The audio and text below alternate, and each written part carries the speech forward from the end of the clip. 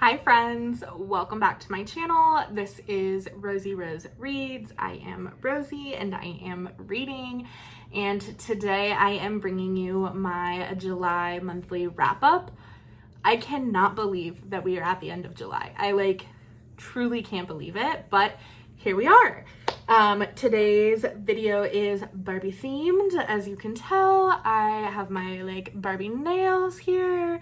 I just went to see Barbie. It was amazing. I'm obsessed. It was great. But that's not what we're here to talk about. We are here to talk about books. So before I forget, like and subscribe if you haven't done that yet. Otherwise, let's get into it. Let's see what I read this month and how it played out. I will say I read 14 books this month, which I feel like is pretty good. I feel like that's shaking out to be my average. I actually read 2 nonfiction books this month, which is not maybe my average. That's a little more than I typically read. And I had some books that I loved and some books that I didn't love. I also, for the first time earlier on my channel, I did I was calling it Mood Reader Monthly Maybes, but basically I did a July TBR video, which I will put up here if you all haven't seen. And I am a big mood reader, so I don't typically set TBR videos, but I decided this month I wanted to give it a try.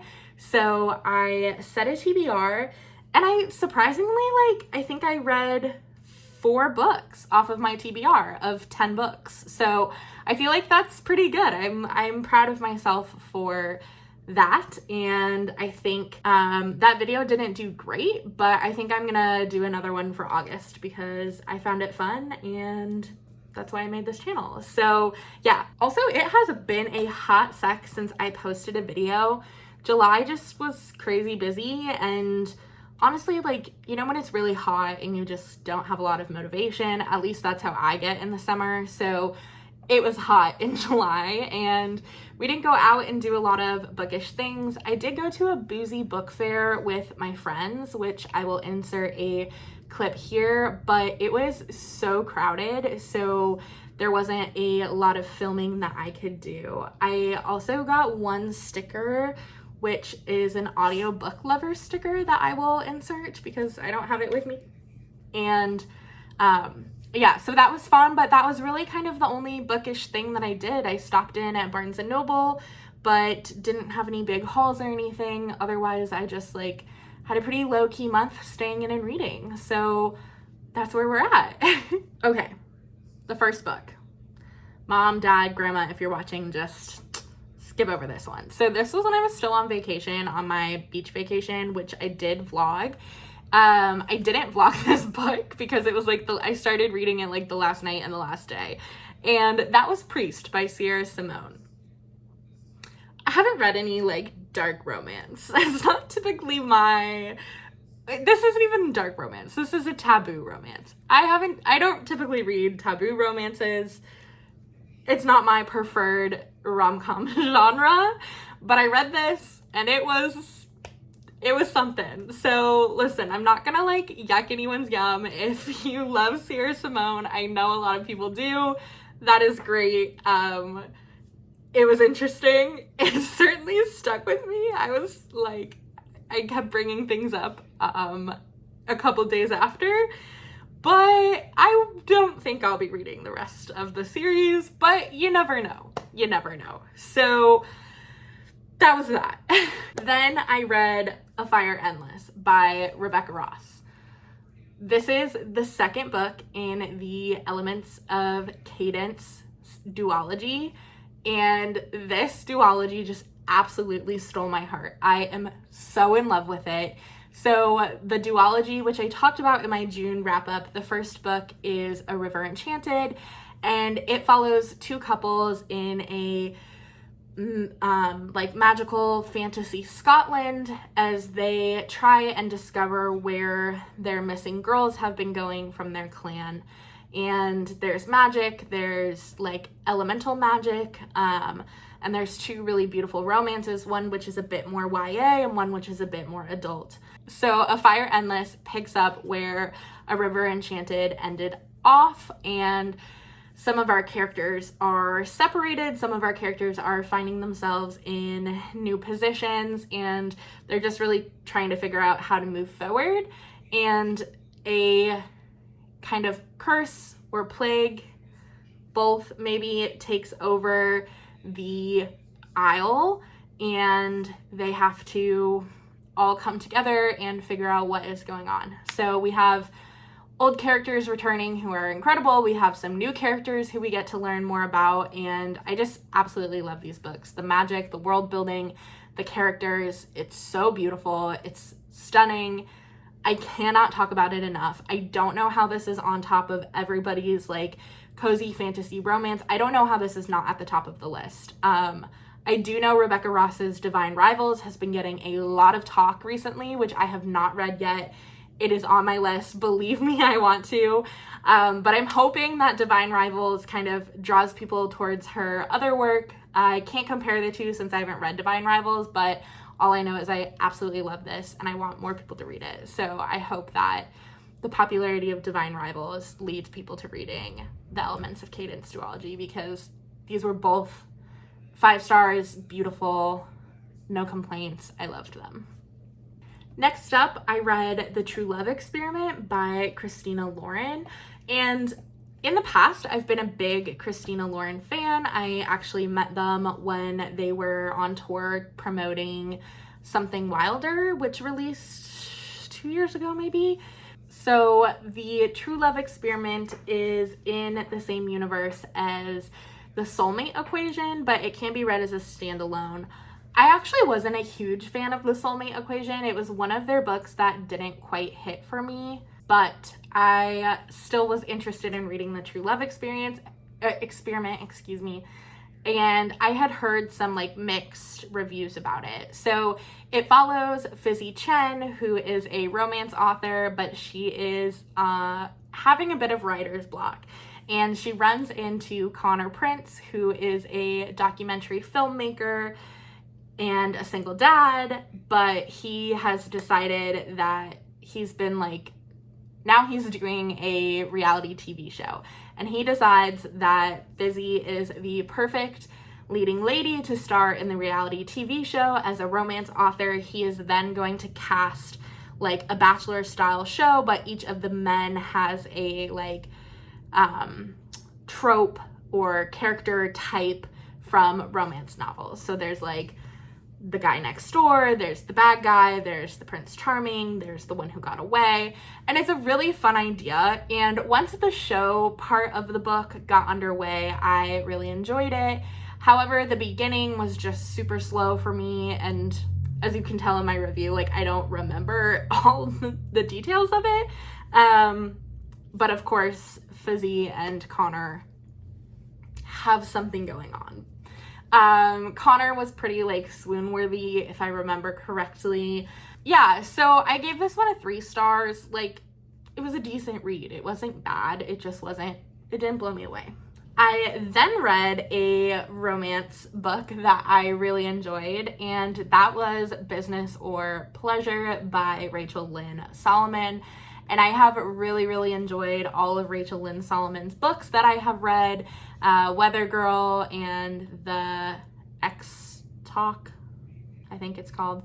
I really enjoyed them. I think they're fun. I think they're unique. I enjoy her writing. So I picked up Business or Pleasure as soon as it came out, and it was another hit for me. I gave it a 4 stars, and the premise of the book is that Chandler, our main female character, is a ghostwriter, and she just gets done ghostwriting a book for a popular influencer, and she's not quite sure what she wants to do next. She doesn't quite feel as fulfilled as she previously had, and she leaves this book event that the influencer was at and runs into a man, and they have a drink together at the bar and start talking, and there's a lot of tension, and they go back to his hotel room for what is the worst hookup of her life.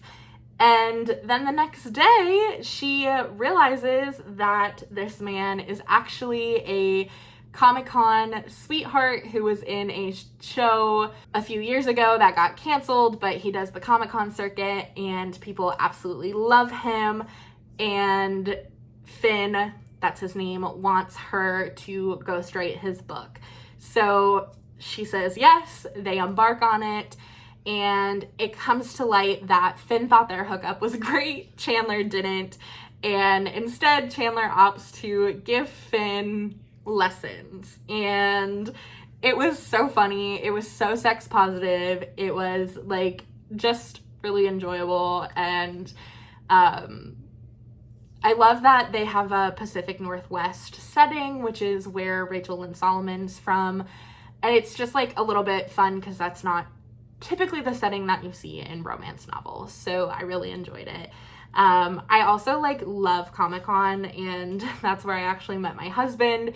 So any book that kind of like has this favorable light of cons and the people there and the celebrities who do the circuit also is a win in my book. I will say that the pacing got a little bit off towards the middle end portion for me, and that's why I only gave it a 4-star, but overall I really enjoyed it and I would definitely recommend it.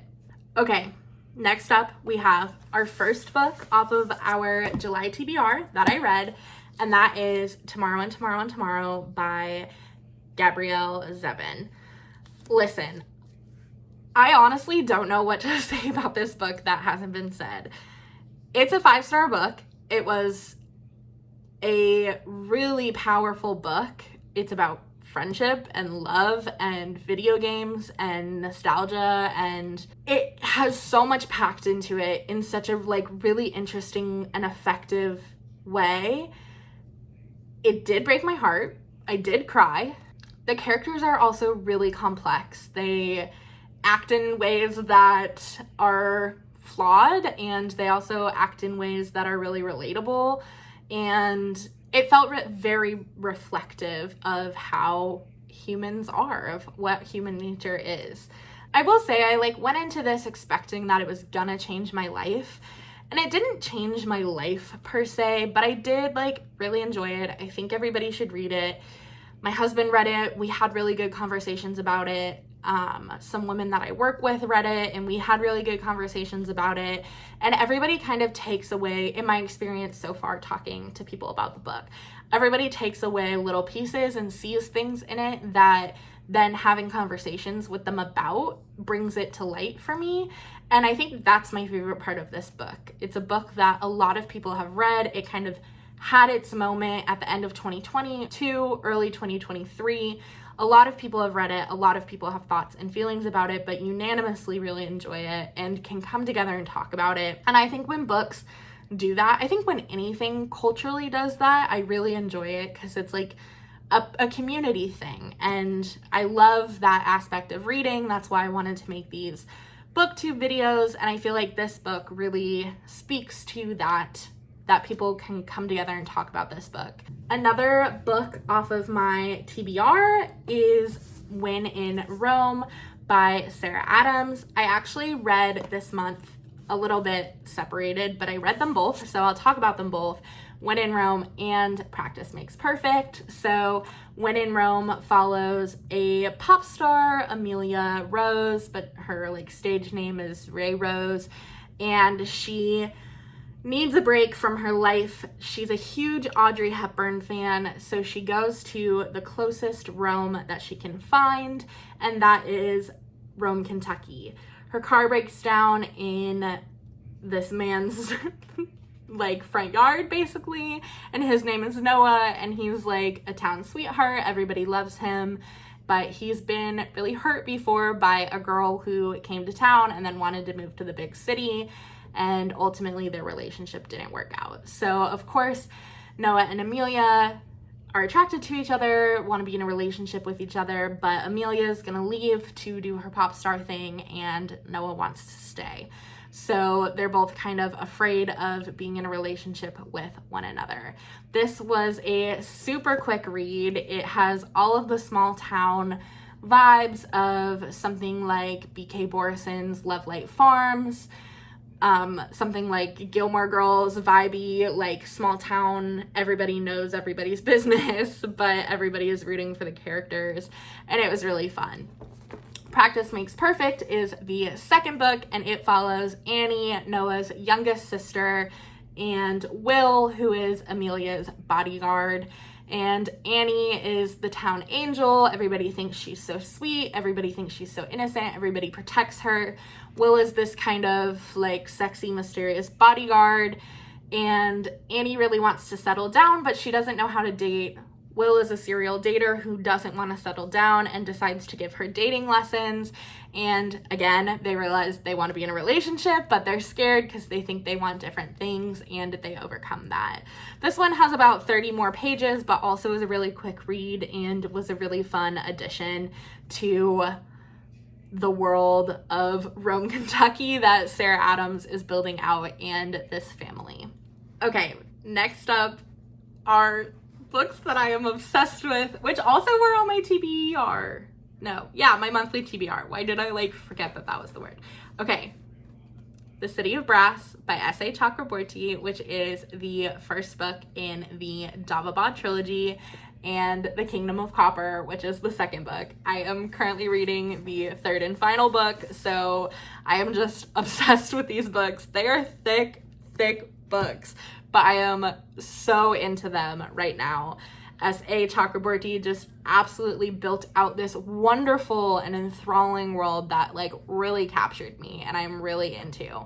So the main character in this story is Nari, and she is living on the streets of medieval Cairo. She is turning tricks on wealthy people, but she also has some powers that aren't typical of humans in the world. She has some sort of a healing gift, and she also can understand every language that's spoken around her, even if she's never heard it before. So she's trying to keep her gifts at bay, but also use them in ways to make money that people aren't super suspicious of. She accidentally calls to her a jinn protector and called an Afshin in this world, and his name is Dara, and Dara tells Nari that she is magical and sweeps her away to Davabad, which is the magical city of brass. Dara, however, was living as a slave, think kind of like the genie in Aladdin. There was a power that had enslaved him and then was basically loaning him out to human masters, but he doesn't remember his time as a slave. However, he knows he's not supposed to be in Davabad because of things that happened in their history. So when Nari and Dara get back to Davabad, they get to the royal palace and meet the Katani family, King Ghassan and his Amir Muntadur, and Alizad al-Katani, who is the second brother and quickly becomes Nari's close friend, kind of tutor in all things. Nari realizes that she is the last of the Nahids, which were a legendary healing group, and Dara is her sworn protector, and the Katani family are descendants of a group that stole the power from the Nahid Council and the tribe that it belonged to. So these books are great for people who enjoy political intrigue. There's so much going on between the two powerful tribes of full-blooded magic wielders, and then the Shafit, who are half jinn, half human, and are basically second-class citizens in Davabad. And yeah, there's so much going on in these books. There are some undercurrents of romance, but these aren't fantasy romance in the way that some of the other books I read are, but these are incredible fantasy books. I am so obsessed with them, and like I said, I'm currently reading book 3, so I'm sure we will talk about that in my August wrap up. But so far, I highly recommend. they're really enjoyable. Okay, I read multiple books at one time. So I'm typically reading like between 3 and 4 books at one time. So again, I'm talking about The City of Brass and Kingdom of Copper together because I did read them this month, but I read them separated out. So in between them, I read Cultish, The Language of Fanaticism by Amanda Montell. I listened to the audio version of this, and this is a nonfiction book that feels very podcast-esque when you listen to the audio version. And it basically takes a look into the language that we use to describe not only cults, like established cults that we know about, but also things like multi-level marketing schemes, workout groups like CrossFit or Lululemon. So this was a really fascinating book. It was a really quick read. It definitely made me think a lot about the language that is employed by various groups and for what reasons, and just kind of reminds you to be critical about the world around you, which I feel like is a good reminder sometimes. So I would definitely recommend this one. I gave it 4 stars, and like I said, it was one of 2 nonfiction books that I read for the month of July. This month, I also read an ARC, which is an advanced reader's copy of Educated by Nellie Wilson. Educated is the second book in Nellie Wilson's museology series. The first is called Curated, and I absolutely love these books. The books take place in a fictional town in Colorado that's kind of a mix between Boulder and Fort Collins. I am from Colorado, so this was an automatic win for me. The books also follow a group of friends who work at a historic house on the college's campus. I previously worked at a historic house and am a museum professional, so this was also a win for me. And they also have really great mental health representation, which is something that's important to me. So when I was reading Curated, I was like, this book was written for me. I absolutely love it. I loved some of the Easter eggs that somebody would get from living in Colorado or from working in a historic house. And Educated was just another win for me. So Educated follows our main character, Phoebe. Phoebe has had a longtime crush on Declan, the bartender of their group's hangout, and Declan has also had a longtime crush on Phoebe, but due to a kind of miscommunication in the beginning of their relationship or friendship, they haven't ever gotten together. Phoebe decides that she is tired of waiting for things in her life like a promotion, a relationship, things like that. So she asked Declan to basically like sign a sex contract with her.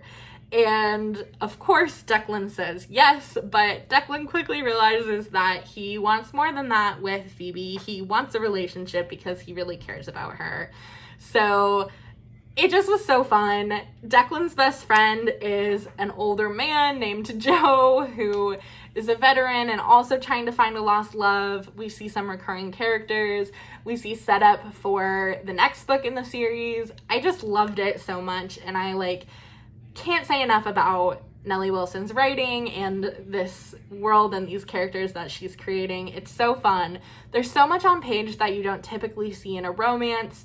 I just enjoy these so much, and I am so glad that I have them in my life. Okay, the second nonfiction book that I read this month was How to Hide an Empire by Danielle Immerwahr. I don't know how you say it. And this book takes a look at America's imperial history in places like Puerto Rico, places like Hawaii, places like the Philippines during World War II. This is a history book. I'm a historian. The author says that his contribution to kind of the scholarly world is in perspective of viewing America as an empire, but not necessarily in content. And while I think that is true, there is a huge impact in viewing America as an imperial player that the author contributes to, the content in this book was content that I was not aware of. As a historian, as somebody who took American history classes, this is history that is not discussed typically in classes, and needs to be. Yeah, I really recommend it. I did listen to the audio version and it was digestible.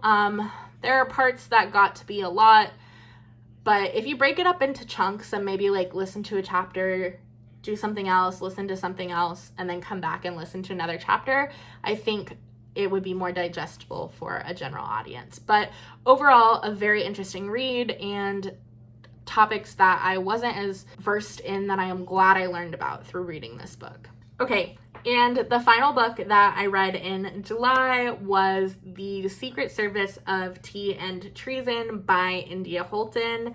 This is the third book in the Dangerous Damsel series, and I really enjoyed the first two. These books are so funky, and listen, like, I know they're not for everybody. India Holton writes in a really fun, really funny, British, like, magical humor. It's so unique. Nobody else is writing books like India Holton is, and if it is your thing, these books are a hit. I find them so funny. I described the first one as kind of like Bridgerton meets Howl's Moving Castle, if you can imagine that. And in this one, there are two spies who kind of have to pretend that they are married to undermine a pirate plot to save the queen.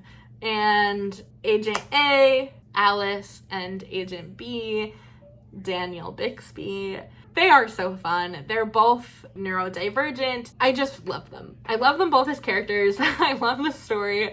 I love the tropes, the one bed, the fake dating, the fake marriage. It's so funny. Again, if these books are not your thing, that's understandable because the writing is so unique. But if you get into it, these books are just hit after hit after hit. And I'm definitely going to be looking for more from India Holton because I really enjoy it. Okay, y'all. Well, that was 14 books.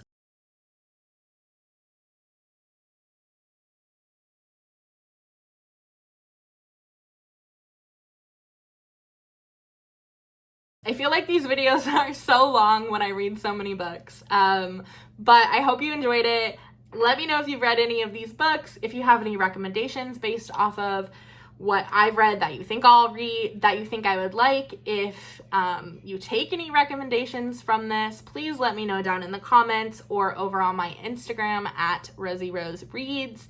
I love talking to people about books. I love reading. I love making these little videos, even if I don't make them as often as some of the booktube girlies out there who do this as their full-time job. I would love that, but I have a full-time job. So anyway, yeah, if you haven't, please make sure that you like and subscribe. Otherwise, I will see you in the next video, which again will probably be my August mood read monthly maybes, my August monthly maybes for mood reader. I don't know what I was calling them, but I will see you in that video. Thanks again for tuning in. Until I see you again, I hope you have a 5-star read. Bye.